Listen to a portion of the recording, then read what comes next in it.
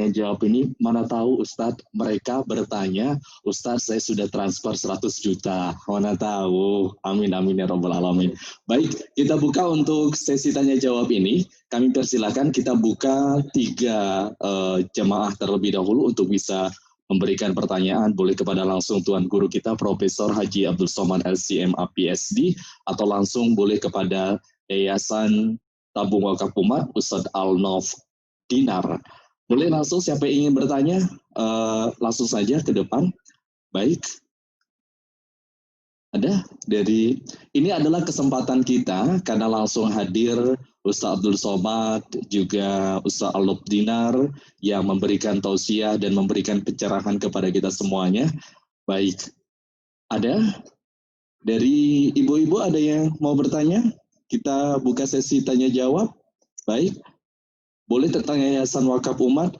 Boleh nggak Ustadz kalau kita berwakaf sampai 30 gram emas? Boleh ya Ustadz ya? Langsung boleh. Ada yang mau bertanya? Silakan. Ada?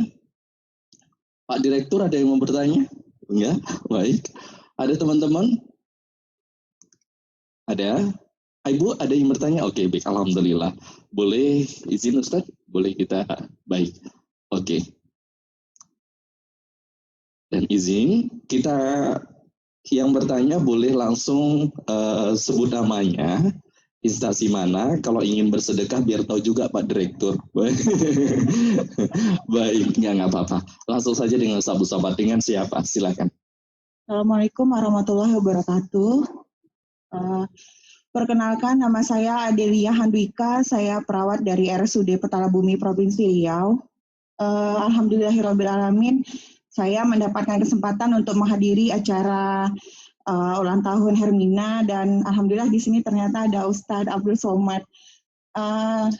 Mudah-mudahan pertanyaan saya selama ini terjawab Ustadz.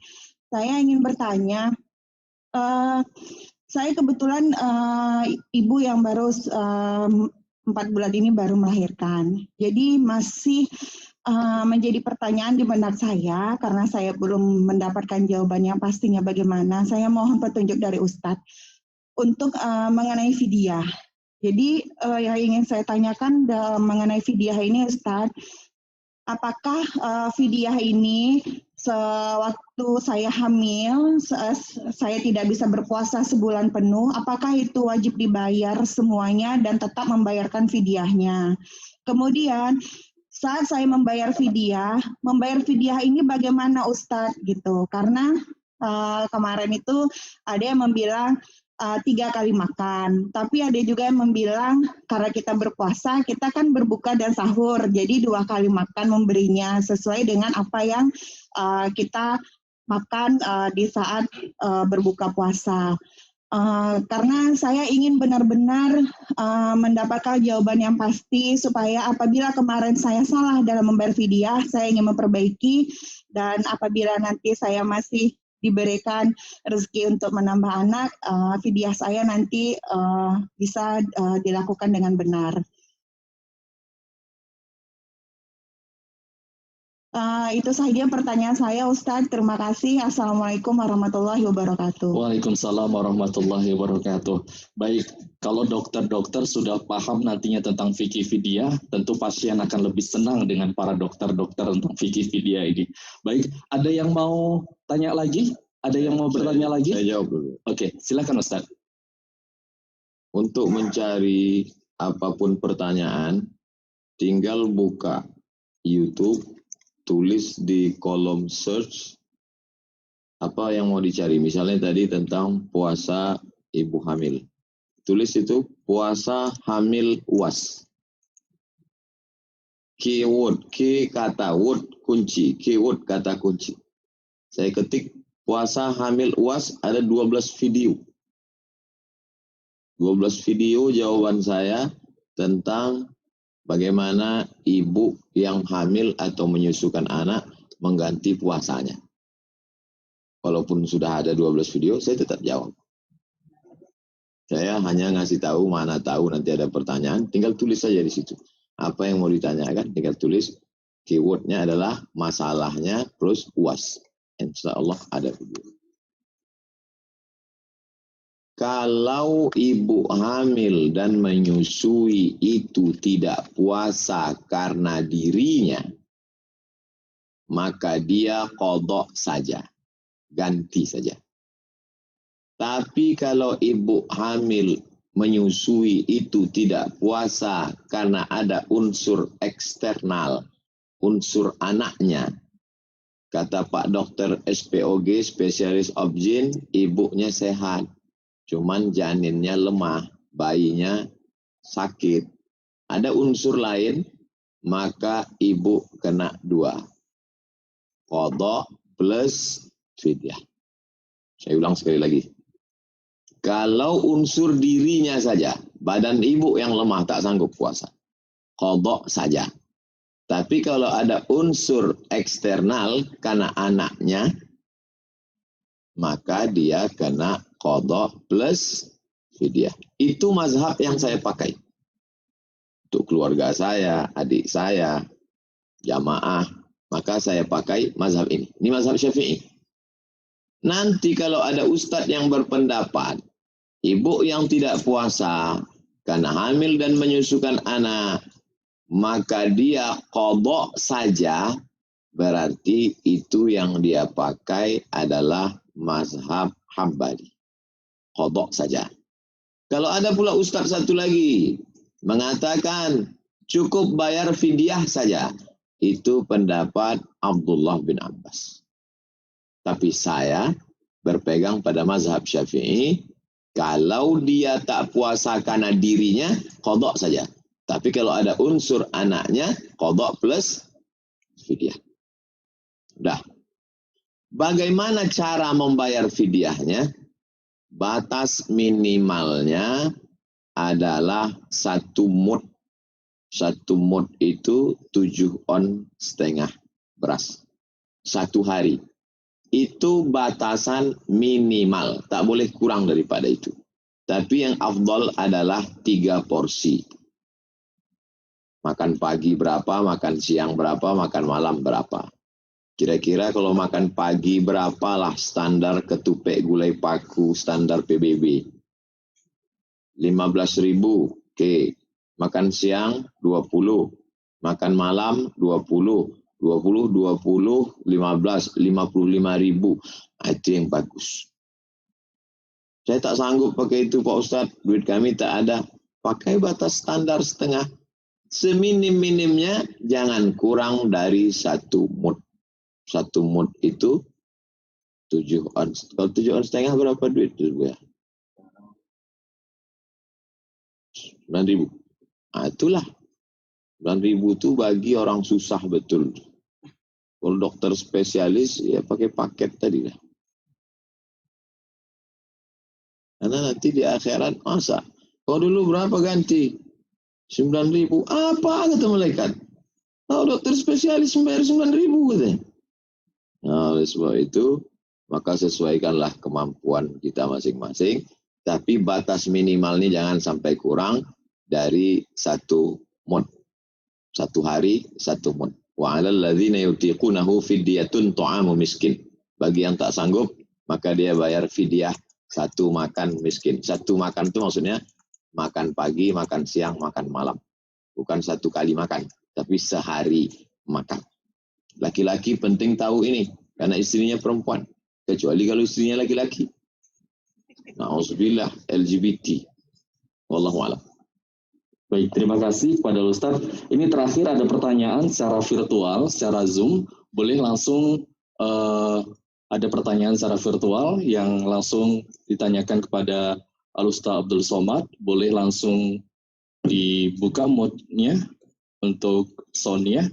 Ini langsung dari Hermina Pusat atau daerah. Kita sudah bergabung, ada dari Palembang, Padang, Medan, yang alhamdulillah langsung bergabung bersama kita.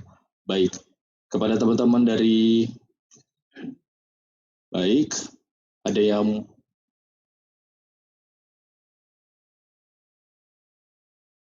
baik,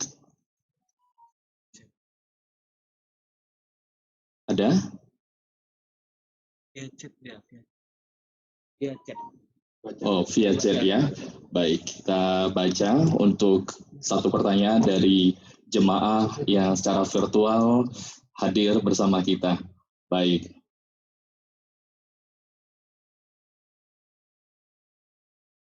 Baik, satu chat mana yang akan kita bacakan untuk pertanyaannya? Ya. Boleh untuk diperbesar? Baik.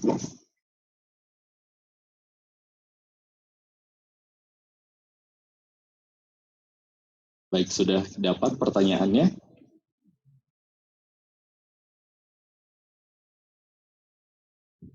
Sambil menunggu pertanyaan, saya ingin menjawab. Ada yang bertanya, Ustaz, boleh nggak wakaf tanah?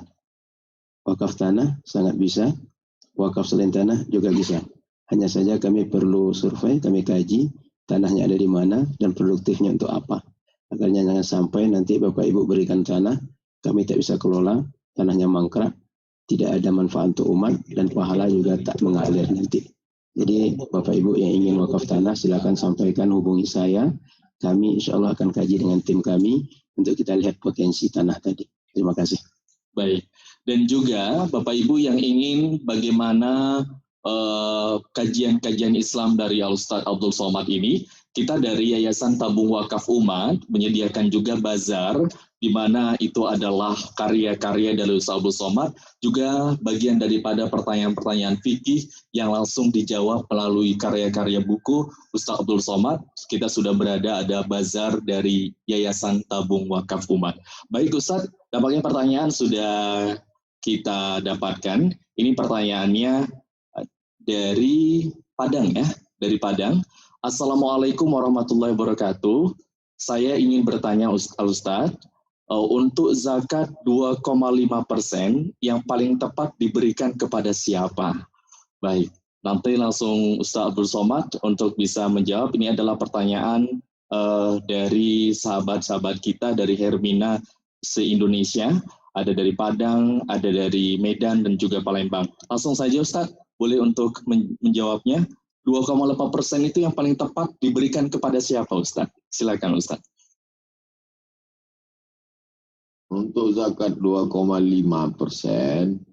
yang paling tepat diberikan kepada siapa?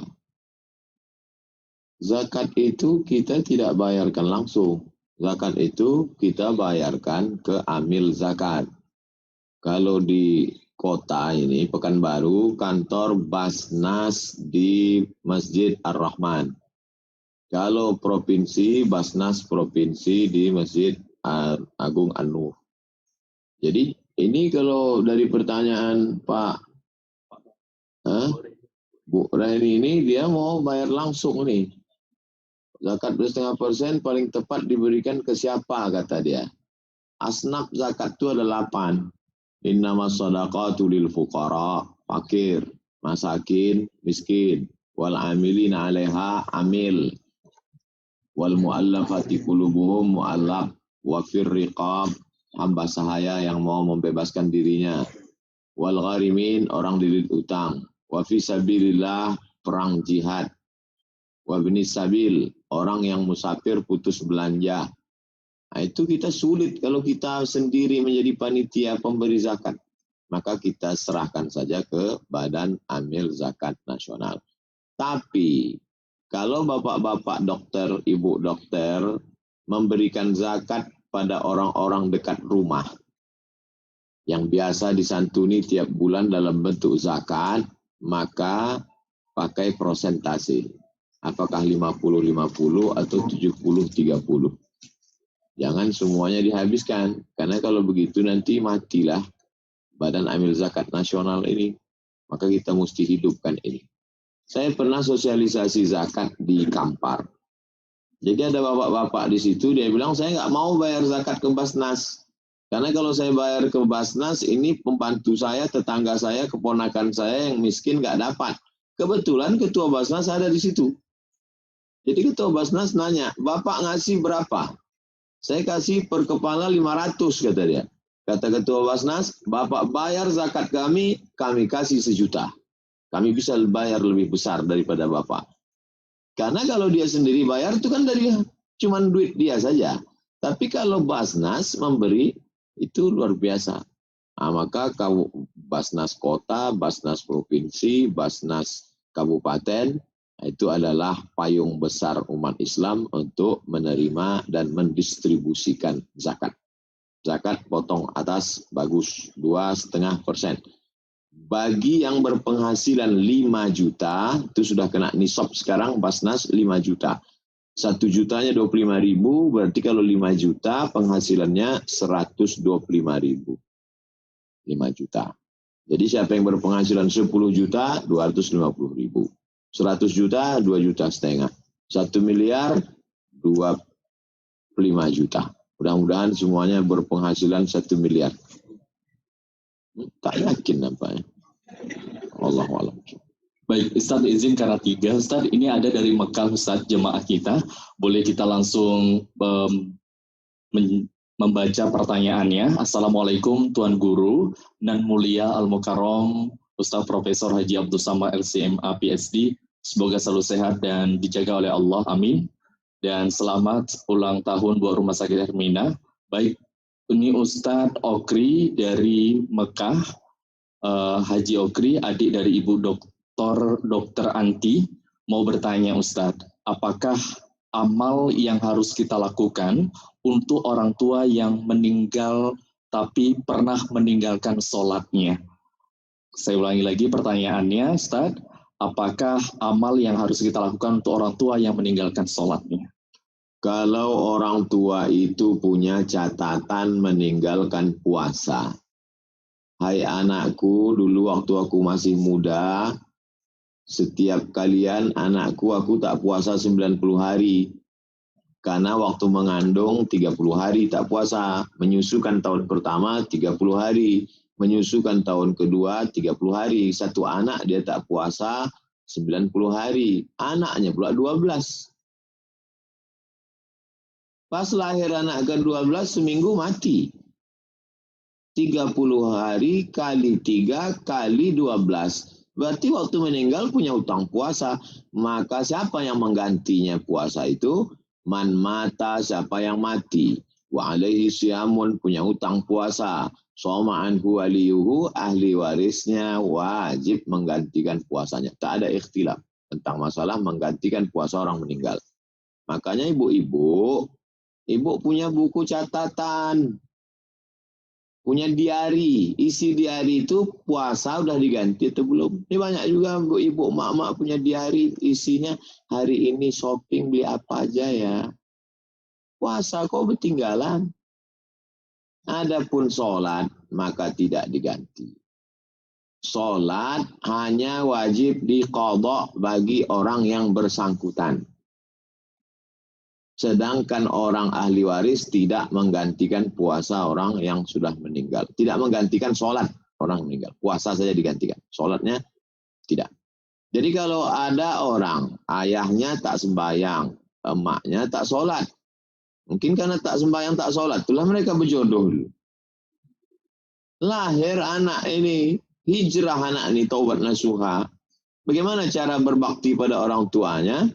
Rabbi firli wali walidayya warhamhuma kama rabbayani shaghira. Doa. Yang kedua, sedekah. Ayo sedekatu afdal, apa sedekah yang paling afdal? Saqiyul ma, kasih air minum. Ngasih air minum aja pahalanya sampai, apalagi beras 3 ton. Datang ke Yayasan Tabung Wakaf Umat. Kuserahkan beras ini 3 ton untuk emakku, 3 ton untuk ayahku tunai. Mudah-mudahan anak yatim fakir miskin tu apa suku akid, talang mama, suku talang perigi, talang jerinjing yang memakan beras itu berdoa mereka, Allahumma firlahu warhamhu afihi, sampai pahalanya. Yang ketiga, di atas makam tu tusukkan makhluk hidup, tanaman maksudnya, jangan anak kecil kau tujukan. Karena Nabi membelah pelepah korma, ditusukkannya di atas makam itu. Kata Nabi, Allah an yukhaffifa 'adzabahu ma lam yaibasa. Selama pelepah korma itu basah, maka turunlah rahmat pada orang yang dikubur itu. Karena pelepah korma itu bertasbih. Pelepah sawit, Pak Ustaz.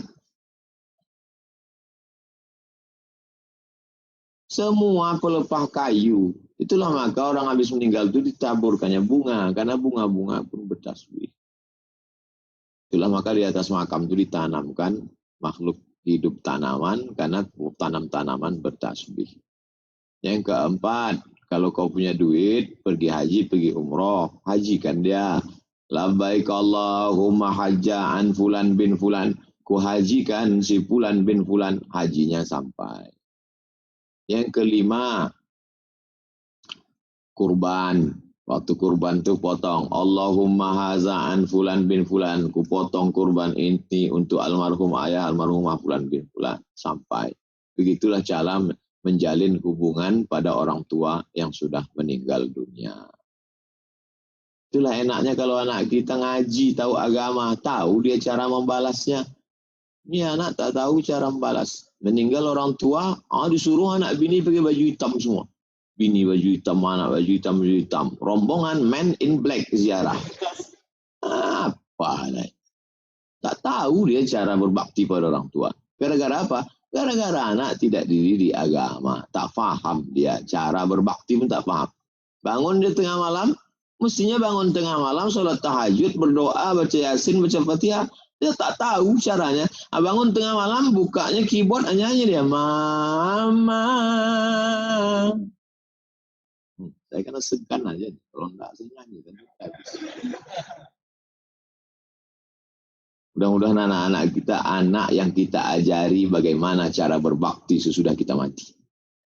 Amin. Terima kasih. Assalamualaikum warahmatullahi wabarakatuh. Waalaikumsalam warahmatullahi wabarakatuh. Alhamdulillahirrahmanirrahim. 3 pertanyaan sudah dijawab, dan Bapak Ibu yang ingin juga bertanya, nantinya bisa beli langsung buku daripada karya-karya Ustadz Abdul Somad yang semuanya adalah juga tetap permasalahan fikih, permasalahan akidah, dan juga akhlak, yang langsung jawaban itu adalah dari Ustadz Abdul Somad LCMA PhD. Baik, Bapak Ibu hadirin yang kami muliakan, Al Ustadz izin, karena kita hari ini adalah di mana hari jadi Hermina Pekanbaru yang pertama, tentunya kami mohonkan kepada Al Ustadz untuk menutup rangkaian acara kita pada pagi hari ini untuk bisa memandu doa. Kepada Al Ustadz kami mintakan untuk bisa memandu doa kita semuanya, di mana hari jadi Rumah Sakit Hermina yang pertama.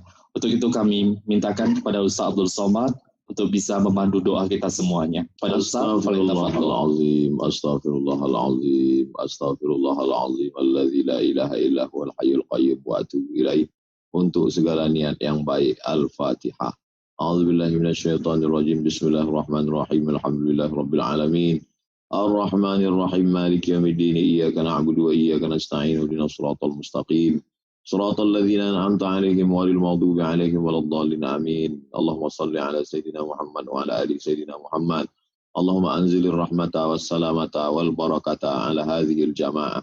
Turunkan keselamatan, kerahmatan, keberkahan kepada seluruh jamaah yang mengikuti program kami pagi menjelang siang ini. Wa khususun ala sahibi hadzal majlis, bil khusus kepada jamaah Rumah Sakit Hermina yang berulang tahun pada ulang tahun pertama, ya Allah. Berkahi rumah sakit ini, berkahi para dokter, bidan, perawat yang bekerja mencari nafkah di sini, berkahi semua yang bekerja mencari ridha-Mu, ya Allah. Panjangkan umur mereka, berkahi rezekinya, jadikan anaknya soleh dan solehah, selamatkan dari malapetaka, bencana dan musibah, selamatkan anak keturunan kami dari narkoba, dari zina, dari LGBT, dari pergaulan bebas. Allahumma dafa'anna al-waba, angkatlah wabah COVID-19 dari negeri kami, ya Allah. Allahumma rzuqna al-istiqamah, berikan kami istiqamah dalam agama yang benar. Wahfazna min kulli su' wa syar, jaga hati kami, bersihkan qalbu kami, ya Allah. Ya muqallibal qulub, Engkau yang membolak-balikkan hati, sabbit qulubana, kokohkan hati kami dalam Islam. Ahyina bil iman, hidupkan kami dengan iman. Wa amisna bil iman, matikan kami dengan iman. Wa ahsyurna yaumal qiyamati ma'al iman, bangkitkan kami di padang mahsyar membawa iman. Wa adkhilnal jannata ma'al iman, masukkan kami dalam surga bersama seluruh jamaah, sahabat, keluarga, kawan kami, bersama Nabi Muhammad sallallahu alaihi wasallam. Allahumma ja'alna minal ladzina yastami'una al-qaula fayattabi'una ahsana. Jadikan kami orang yang mendengarkan nasihat yang baik, mengiringinya dengan amal-amal yang baik. Allahumma khtim lana bi husnil khatimah. Allahumma ja'al akhir kalamina. Jadikan akhir kalam kami ketika ajal kami sampai. Yang terakhir keluar dari mulut kami, la ilaha illallah Muhammadur Rasulullah sallallahu alaihi wasallam. Rabbana atina fid dunya hasanah wa fil akhirati hasanah wa qina adzabannar. Wa sallallahu ala sayyidina Muhammad wa ala alihi wa sahbihi wasallam. Walhamdulillahirabbil alamin. Taqabbalallahu minkum minna wa minkum taqabbal ya karim. Akhirnya saya ucapkan selamat ulang tahun pertama Rumah Sakit Hermina Pekanbaru. Berkah selalu menyertai semua amal Bapak Ibu menjadi amal soleh. Wassalamualaikum warahmatullahi wabarakatuh. Waalaikumsalam warahmatullahi wabarakatuh. Terima kasih ya Ustadz yang telah membantu doa kita semuanya dalam kesempatan pagi hari ini.